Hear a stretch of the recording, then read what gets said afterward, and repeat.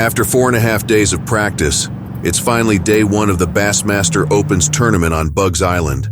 The weather has been challenging all week with unseasonably cold temperatures, large amounts of rain, and unrelenting winds.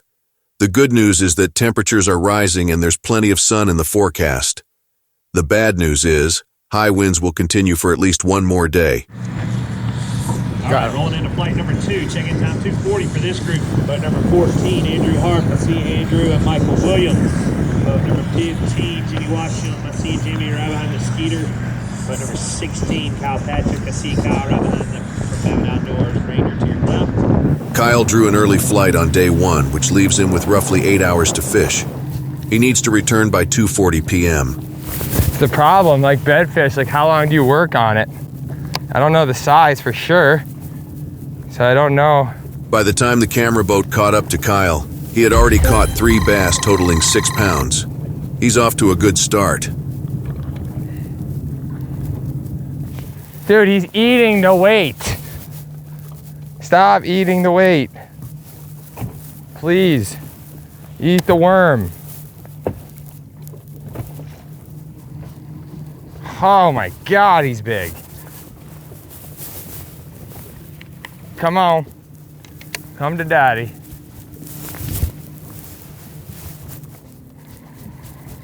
Oh dude, he wanted it. He wanted it. He swam so fast to that thing, dude.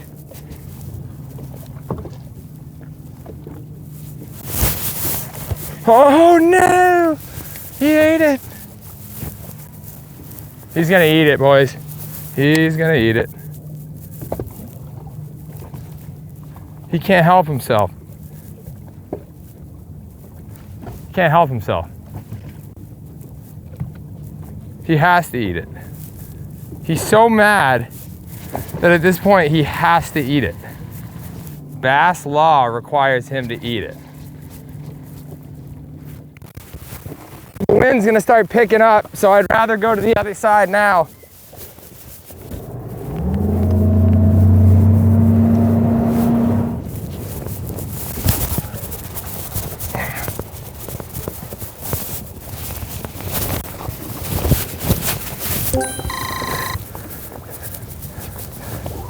Is that even a keeper, dude?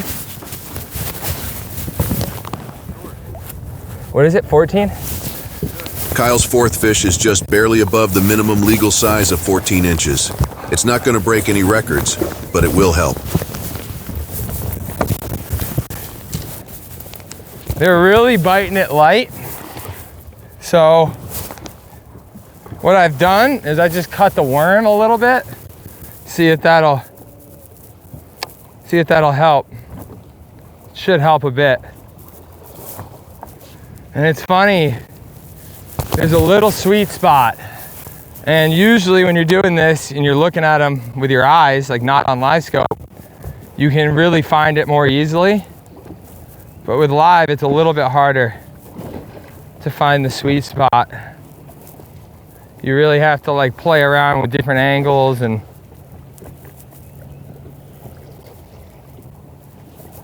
he just bumped it. This thing's gonna eat it. You just gotta give me about 2-3 minutes. 2 minutes later, just as Kyle predicted.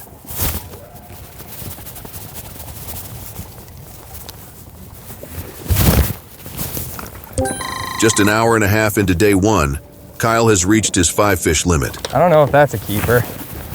Yep. Now he will focus on culling, which is the practice of replacing smaller fish in his live well with any bigger fish he might catch.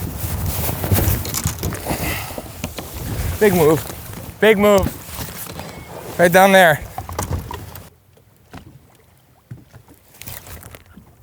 Oh, goodness gracious me. Oh. Ooh. Got me a little fired up there for a second, son. This is a big one, boys. We need her. We freaking need her. God, she's big, man.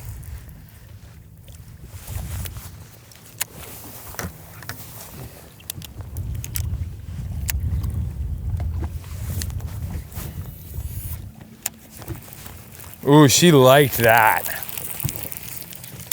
I know what I'm gonna do.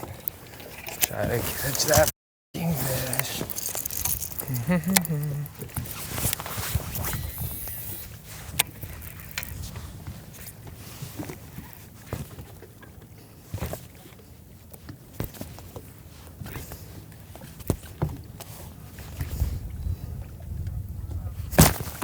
Got him.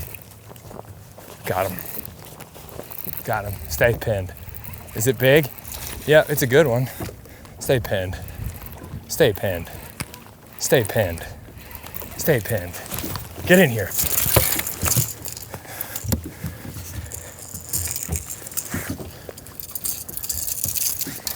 Help the cause, I think.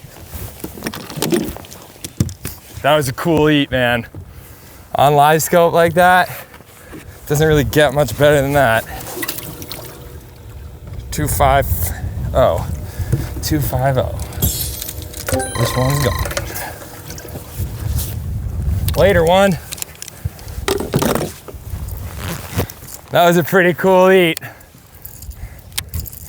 Came all the way off her fried to eat that sucker. That was neat. That was badass, dude. She wouldn't touch it. And then I threw this thing, pause, thunk. I think the female's down there too. That's the thing.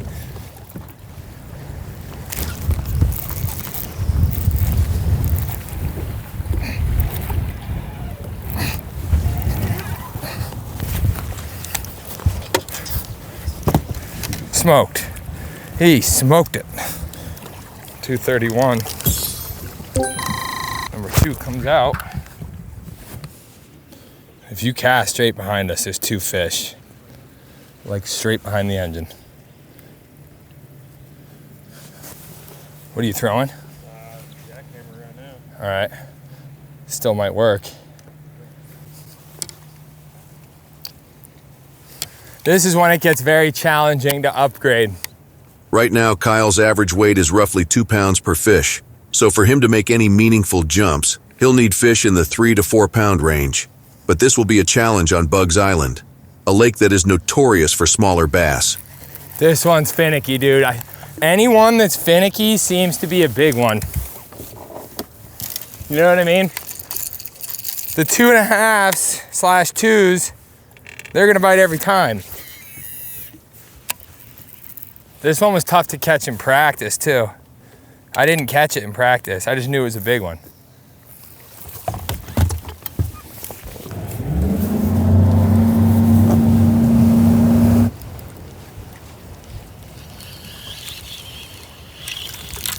Oh, thought I had a fish.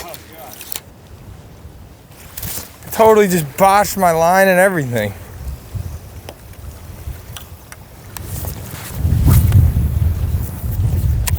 Dude, it's so hard to cast. As noontime approaches, the wind is the strongest it's been all day. And to make matters worse, fishing has slowed down to a halt. All right, we're making the long run back. I'm gonna go hit some shallow stuff.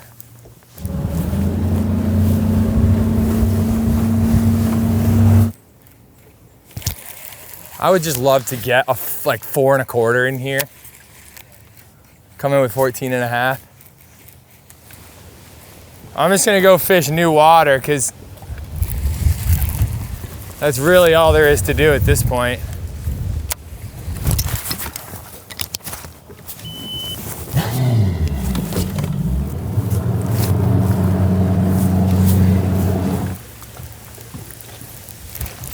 Oh, what the f was that? Yeah, I got bit hard. Although I don't think it was a bass. It felt wicked weird.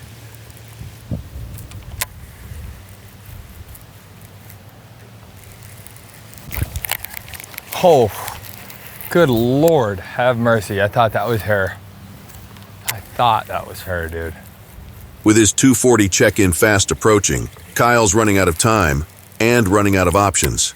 While an 11-pound bag isn't terrible for Buggs Island, an extra couple of pounds would have a significant impact in points, given how saturated the lake is with smaller fish. Last cast.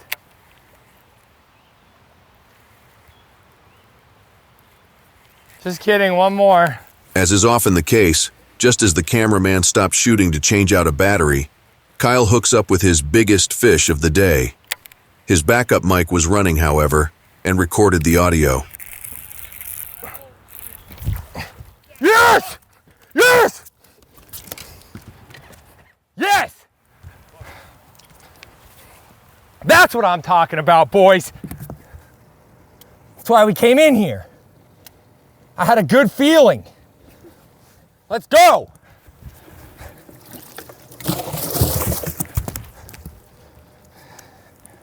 What a call!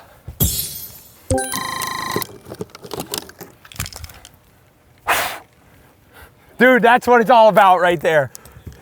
That is what it's all about. You know how many points that just jumped me after day one?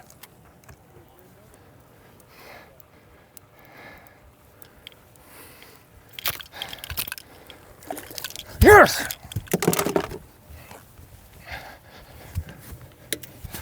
Get in that box, boy. I got probably yeah, but I gotta go quick. I'm gonna do it. I almost pulled up. Dude, I almost pulled up. That is insane. That is insane, man. Oh yeah. You got me going, boy. Oh my God, did it get me going. I saw my line jump, didn't feel the bite. I was like, oh, it's over 2.5 all day, son. We gotta go.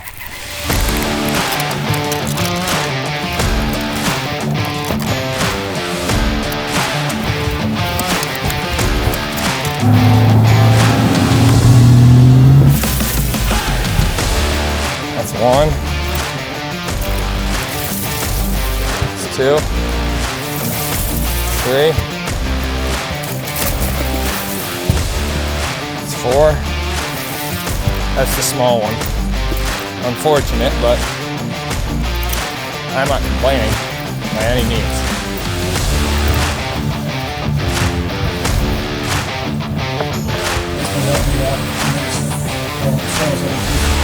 Kyle Patrick, an EQ angler. Kyle never wears any shoes. He's from Cooperstown, so I don't think this is a real cold weather for Kyle. You're probably feeling pretty good right now, aren't you? Yeah, I feel great. The no shoes is a must.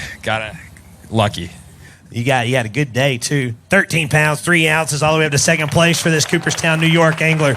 He's an EQ angler. He had a great finish at Toledo Bend, and he's keeping that momentum rolling right in here into Buggs Island with a second place right now on day number 1 with 13.3 for Kyle Patrick. Nice job. Well, that's got to feel good. Man, it was tough out there. I mean, down by, Bushy or whatever that creek is all the way down there, the waves, they're 4 foot and rolling. And came back here early, had a super awesome bite in the, way past down there, that 3-pounder actually, so I culled out a 1. Nice. So, Crucial. But yeah, no, it was a great day. I want to thank Lee and Jeremy.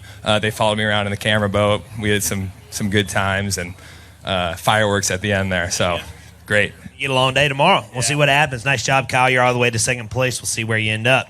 Stephen Camp, come on up, Stephen. We're ready for you. Thanks. Appreciate it, guys. See Stephen. Thank you. Yeah, man.